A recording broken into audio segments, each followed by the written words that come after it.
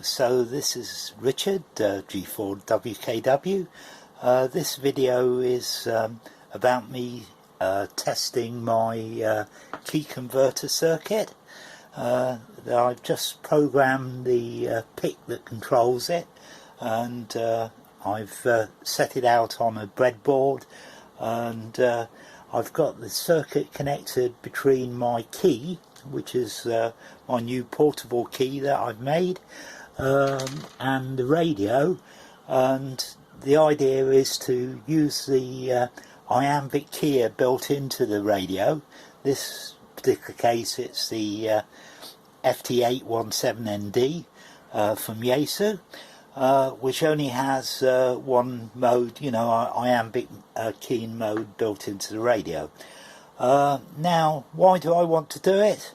Well, basically I hate Iambic keying. I've got no desire whatsoever to learn it. Yes, I do want to learn squeeze keying, because using squeeze keying, i.e. pressing both paddles at the same time to help in forming characters, is a good thing if it's not Iambic mode. The first electronic keyers using dual paddles used a mode called Ultimatic, and that's the mode I use out of choice. Now, the difference is that with Iambic mode, when you squeeze both paddles together, you get da-dee-da-dee-da-dee-da-dee-da, or it's either starting with a da or a dit, depending on which paddle you keyed first. But it's alternative das and dits, and you think, well, that's could be very handy. I can form a C by just pressing both paddles with the da one slightly before.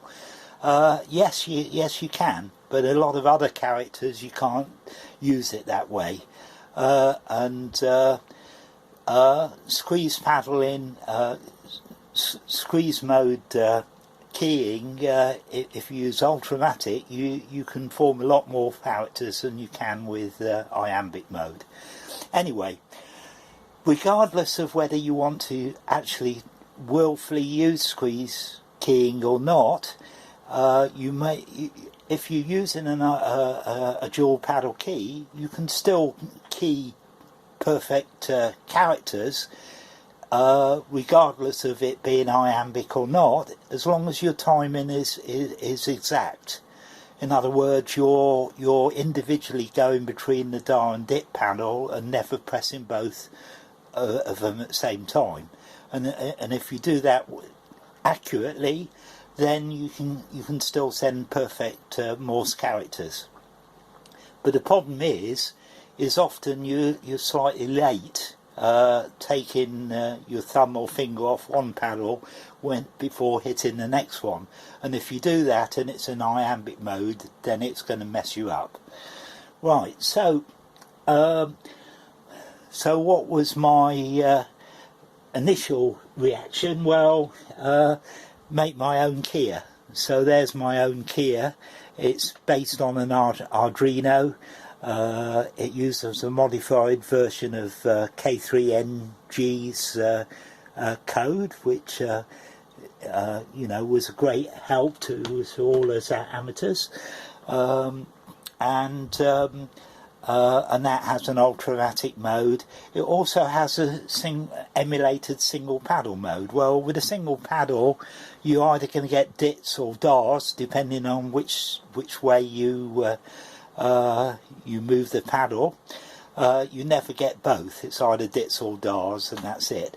So that's good. But again, you can't use that with a keyer built into the radio if it only supports Iambic, without some way of doing it. So the idea of the converter is that I can use my key with this little circuit, but use the built-in keyer in the radio without having to lug around my my separate keyer.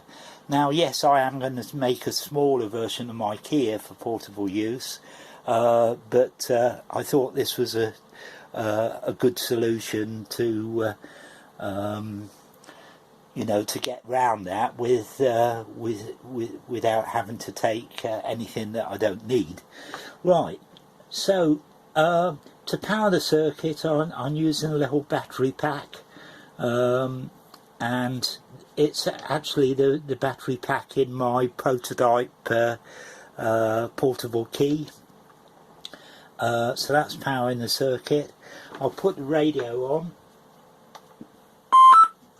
and I've got the radio connected to an external speaker just to make the sound a bit louder for the test here. Right, now the key circuit itself, you've got the dit and dar inputs, dit and dar outputs. The outputs go via driver transistors, so they're going to invert what goes to the transistors, and there are two control lines that control what the converter does. So the first one there, GP2, is what I've called C mode or converter mode, and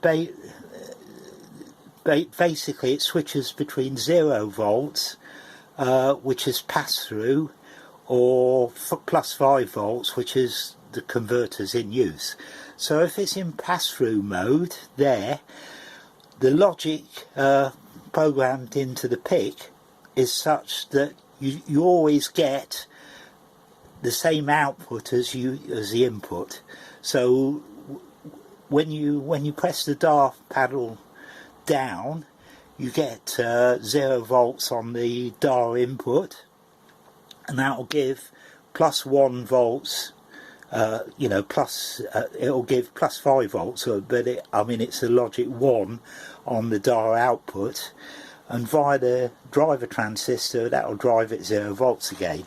So and it's the same, you know, similar thing with the DIT line, and if you press both of them, you squeeze in the paddles, you're driving both the DIT line and the DAR line low, and so the two outputs are both low as well.